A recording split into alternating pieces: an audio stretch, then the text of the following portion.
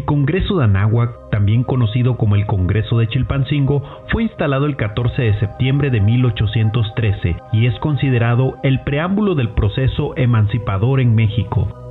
En esa primera sesión del Congreso Independentista se dio lectura a uno de los textos políticos mexicanos más importantes de todos los tiempos, precedente principal para la creación de la primera Constitución Política de los Estados Unidos Mexicanos, Los Sentimientos de la Nación.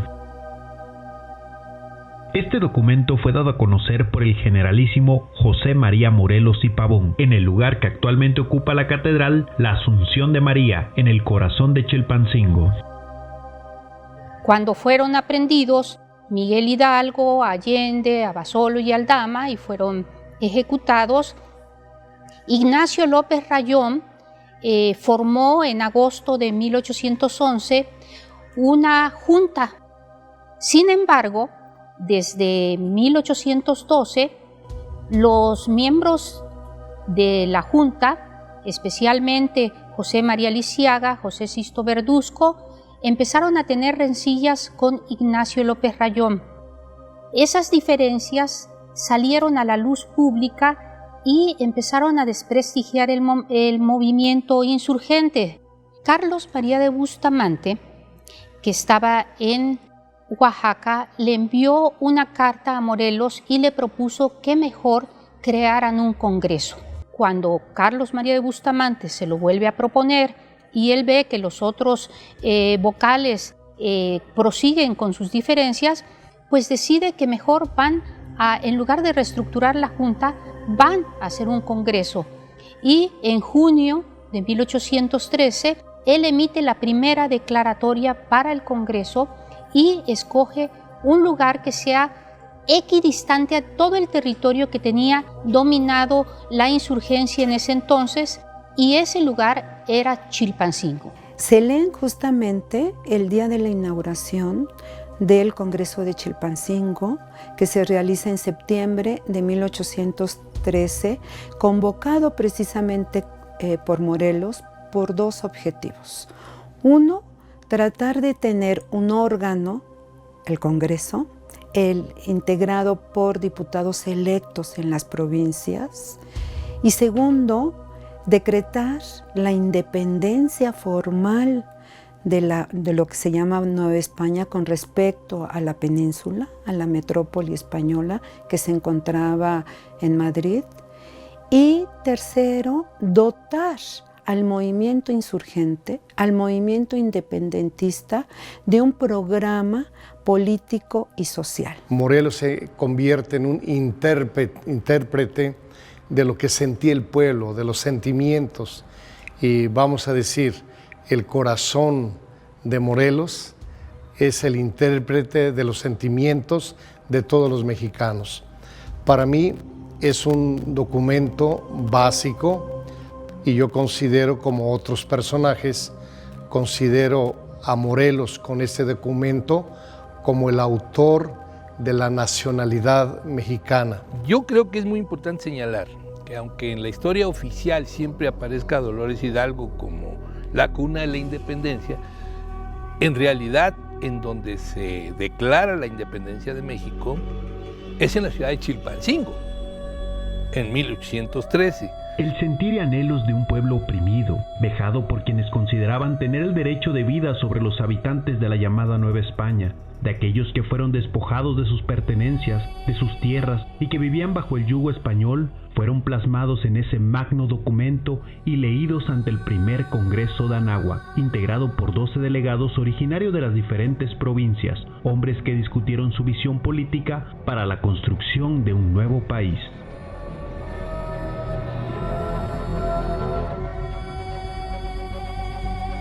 Lo que veían aquellos hombres eran hombres que estaban contemporaneizando con su tiempo totalmente. Estaban al tanto de lo que estaba sucediendo en el mundo occidental. Nuestra revolución de independencia fue paralela a todas las revoluciones insurgentes de nuestros hermanos de la América Española, hoy llamada América Latina. Y estas nuevas ideas de la modernidad eran justamente construidas a partir de vivir en un mundo donde hubiera igualdad desde el punto de vista de la ley. Bueno, en ese tiempo ya sabemos que las mujeres están invisibles en la historia, lo que no quiere decir que no hayan participado. Sin embargo, los que tenían la mejor educación eran los hombres. Entonces, los miembros del Congreso insurgente pues eran o clérigos, como José Sisto Verduzco, o eran abogados, como Ignacio López Rayón, José María Cosa era hasta doctor, José María Murguía eran abogados, y los que pusieron ellos mismos después también eran abogados. Eran personas que preparadas, porque así quería Morelos que fueran personas preparadas para que hicieran las leyes suaves que se necesitaban.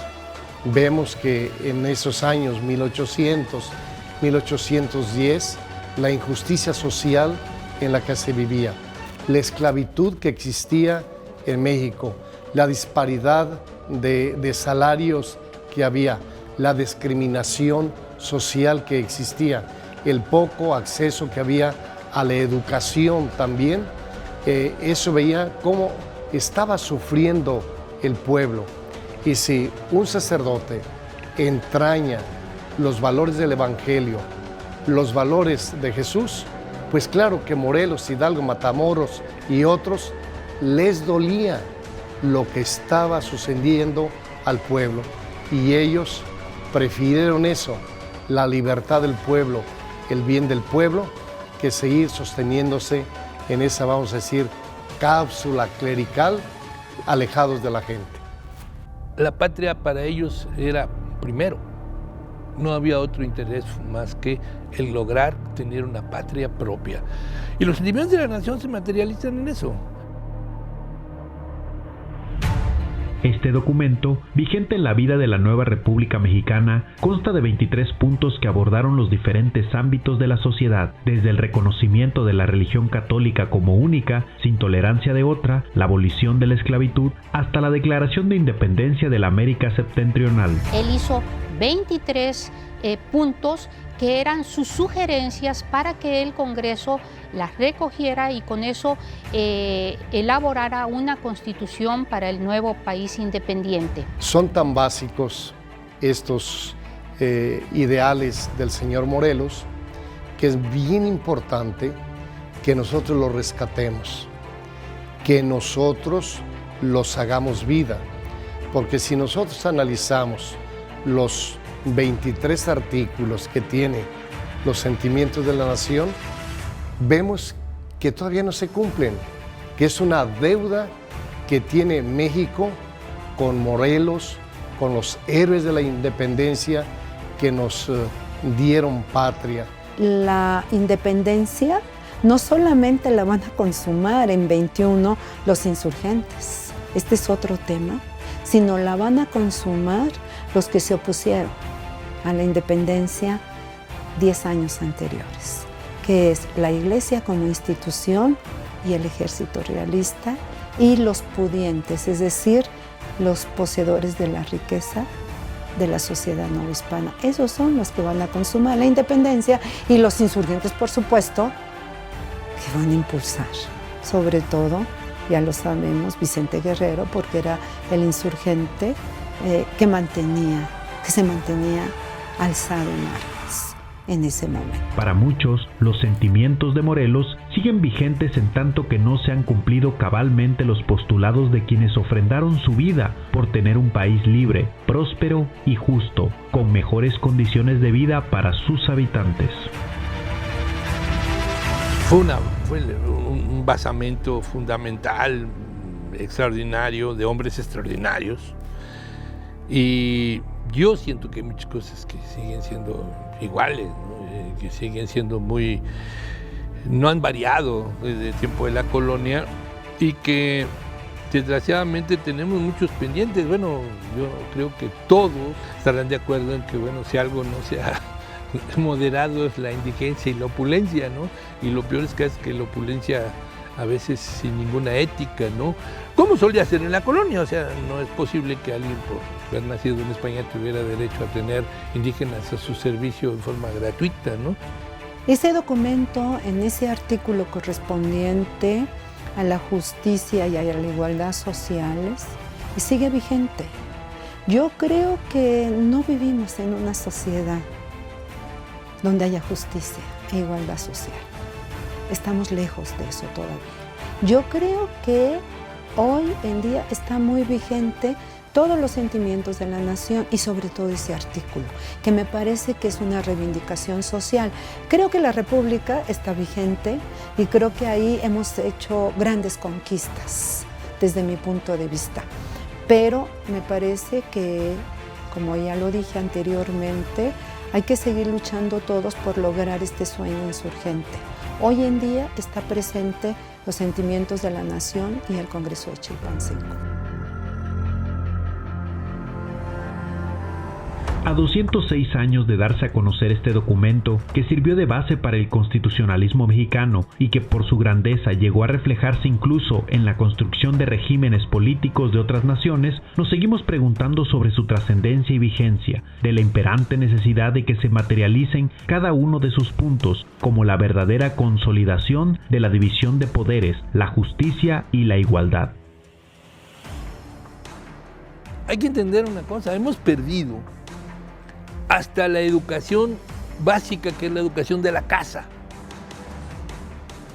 En la casa hemos perdido los valores educativos que nos daban ciertas formas que a lo mejor podían parecer represivas, podían parecer muy drásticas, pero que nos daban conciencia de muchas cosas. Pero sí creo que hemos perdido muchísimo. Y sobre todo las intenciones de los sentimientos de la nación, pues hoy están absolutamente inaplicables, ¿no? Y yo creo que sí recoge un sueño, porque ese sueño, y eso es lo importante, ellos pensaron conquistarlo en ese momento. Y fíjate que han pasado más de 200 años y no lo hemos alcanzado. El problema es que hoy la sociedad mexicana tiene que plantearse llevar adelante y ya dejar de ser un sueño y ser una realidad. Y yo creo que nos compete a todos involucrarnos en luchar por una igualdad social y una justicia, porque no la hemos alcanzado. Estamos lejos todavía, pero creo que hoy, en nuestro presente, está vivo el Congreso del Chilpancingo, está vivo los sentimientos de la nación. Un México justo, donde todos seamos iguales, donde no se distingue el color de la piel, que no existan privilegios, ni opulencia ni indigencia, con educación para todos, fueron reclamos de un pueblo dominado desde la conquista española, que Morelos convirtió sublimemente en sentimientos y los plasmó para la posteridad.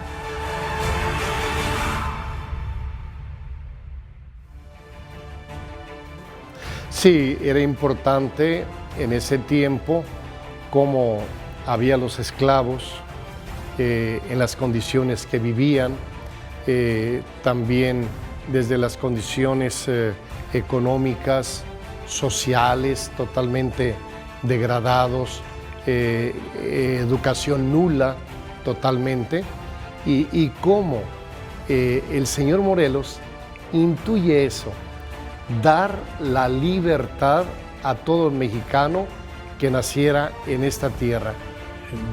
Moderar la opulencia y prevenir la indigencia. Pues sí, lo que yo quisiera saber es, esos hombres estaban dispuestos a eso. Los que les siguieron estaban dispuestos a eso. El problema es que hemos ido perdiendo la mística de lo que significa servir a la nación. Y esa mística no sé cómo haremos para recuperarla, la verdad. ¿Había más riqueza en aquella época concentrada que ahora? No lo sé. Yo no sé si en aquella época había un slim en la sociedad novohispana. No sé si la concentración de la riqueza fuera tan alta como es hoy en día. Como todo religioso, el cura José María Morelos y Pavón estableció 2 numerales dedicadas a la dominante fe católica, la celebración del 12 de diciembre en conmemoración a María Santísima de Guadalupe, y el que establece en su numeral segundo que esta religión sea la única, sin tolerancia de otra. Este último precepto es sin duda el más polémico para nuestros tiempos, por considerar que limita libertades de pensamiento y de libre decisión. Es una historia complicada porque Morelos tiene un tío que para pagar sus pecados se compraba para pagar sus pecados una cosa que se llamaban capellanías. Entonces un tío de él adquiere una capellanía que al final no se la dan a Morelos porque resulta que cuando hacen su análisis familiar tiene un abuelo que era afrodescendiente, entonces ¿cómo? No puede haber curas negros, ¿no? Entonces, ni de quinta generación. Entonces le dicen que no.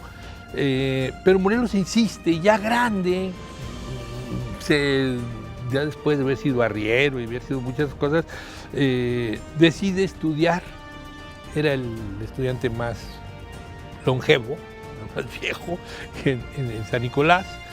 Nunca fue su maestro Hidalgo, nunca, pero sí lo admira profundamente porque lo oye hablar, el intercambio de ideas, etc. Pero son hombres que nunca se alejaron de la religión, incluso ellos piden que cuando van a ser ejecutados se les apliquen pues todas las circunstancias que tienen que ver con los santos óleos, la confesión.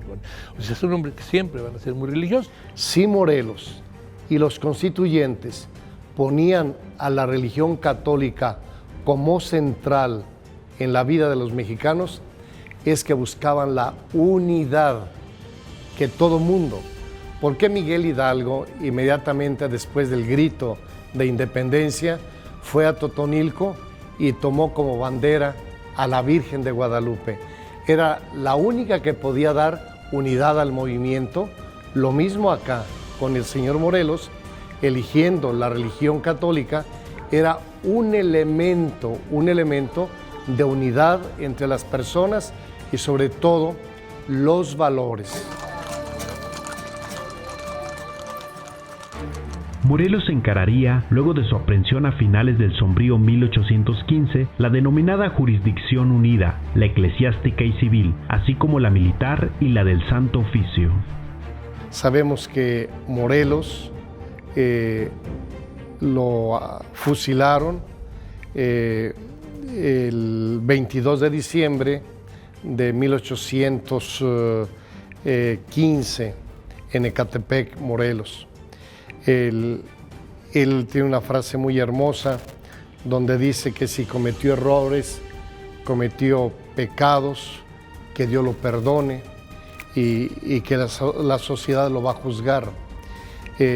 Morelos fue traicionado, lo tomaron preso aquí en Guerrero, nada menos, que se le hizo un juicio de 3 meses, un juicio terrible. Y yo lo que quiero resaltar de Morelos, que nunca perdió la fe, que él incluso como sacerdote siempre estuvo convencido de que estaba luchando por algo justo, algo necesario para los mexicanos, como la Santa Inquisición, incluso los obispos lo degradan. Y para mí es algo tan conmovedor, aquel Morelos fuerte, recio, guerrero, la primera vez que lloró, cuando lo degradan, precisamente así, de sacerdote. ¿Sí? Esto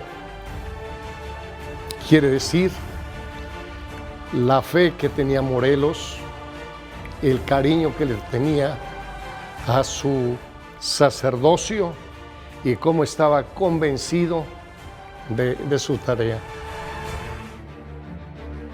Al caer Morelos ante las balas que pretendían hundirlo en el olvido, pasó lo contrario de lo que esperaban sus verdugos.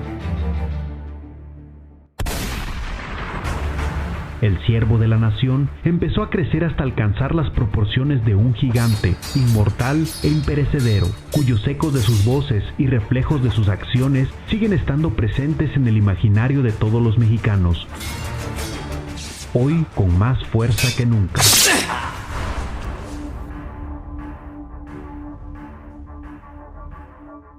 Al morir Morelos, ese 22 de diciembre a las 4 de la tarde de 1815, al morir Morelos es cuando resurge este gran hombre, este gran líder que nos dio nacionalidad y nos dio patria. Hoy día, la revisión de este momento, un trascendental momento en la vida de México, constituye un necesario recordatorio acerca del papel tan trascendental que jugaron los habitantes del sur para la consolidación de un movimiento popular que culminaría en la independencia de México.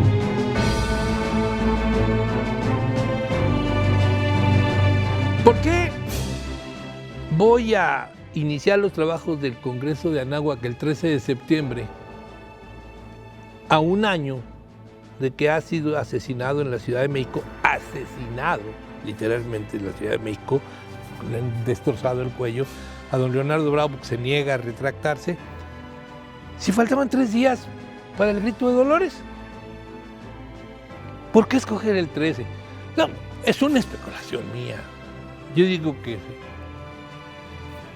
don José María se acordó de su amigo don Leonardo y dijo, voy a su pueblo, ahí lo voy a hacer, y porque es el aniversario de su muerte. Eso lo inventó. Me da mucho gusto que Morelos se haya sentido tan bien recibido en Chilpancingo, que no tuvo que dar ninguna batalla para entrar a Chilpancingo, al contrario, lo recibieron con jaripeo, lo recibieron con comida, que a él le encantaba, era muy tragón, era tragón y bebedor, entonces le fue re bien en Chilpancingo, ¿no? Pozole, le dieron semitas, tanto así que al otro día no hubo batalla, hubo tranquilidad porque no podían, había que reponerse de la fiesta anterior, ¿no? Sabemos que ciertamente México ha mejorado mucho, Guerrero no es el mismo de hace 206 años, pero es muy parecido. Falta hacer mucha justicia, ojalá que esta reunión del Congreso actual del Estado de Guerrero nos haga ayudar, nos haga pensar, nos haga actuar sobre todo para hacer vivos los ideales del señor cura José María Morelos y Pavón. Un insurgente en este país va a abolir la esclavitud. Y me refiero a Vicente Guerrero, cuando fue presidente de la República y con un decreto especial abolió la esclavitud en nuestro país. O sea que realmente los insurgentes iniciaron con esta consigna y la concretaron, pudieron concretarla. Ese es donde podemos combinar la dirigencia, la importancia de estos individuos con un programa político que le pertenece a una parte importante de la sociedad. Como análisis final, debemos plantearnos lo que se ha hecho y lo que no se ha hecho de ese legado de nuestros antepasados. Me da muchísimo gusto que este Congreso retome, aunque sea por un día, el recuerdo de una circunstancia histórica que nos dio un país. Nos dio independencia, nos dio identidad. México le debe mucho a los constituyentes, México le debe mucho a los sentimientos de la nación. Tenemos que hacerlos vida, tenemos que concretizarlos, si no esto se nos queda en palabrería y se nos quedan en discursos. Nos falta mucho por caminar. Creo que hoy en día hay más pobreza que la que había en la época de Morelos. Hoy estamos viviendo un fenómeno que en el pasado no vivimos, del feminicidio, pero hoy hay nuevas demandas, nuevas luchas, en el mismo sentido que los sentimientos de la nación, porque es una sociedad diferente. Nosotros somos del siglo XXI, Morelos era del siglo XVIII, principios del 19. Las sociedades son diferentes, pero el espíritu es el mismo. El espíritu de los sentimientos de la nación y de los insurgentes está vivo. Hay que construir un mundo mejor, hay que construir una sociedad de iguales. A 206 años de distancia, recordar los sentimientos de la nación y los hechos que le rodean es oportunidad de cuestionarse lo logrado y de seguir aportando lo que falta por hacer para que sea realidad el pensamiento de Morelos y de todos aquellos hombres que pensaron a México mucho antes de que se consiguiera realmente la independencia nacional.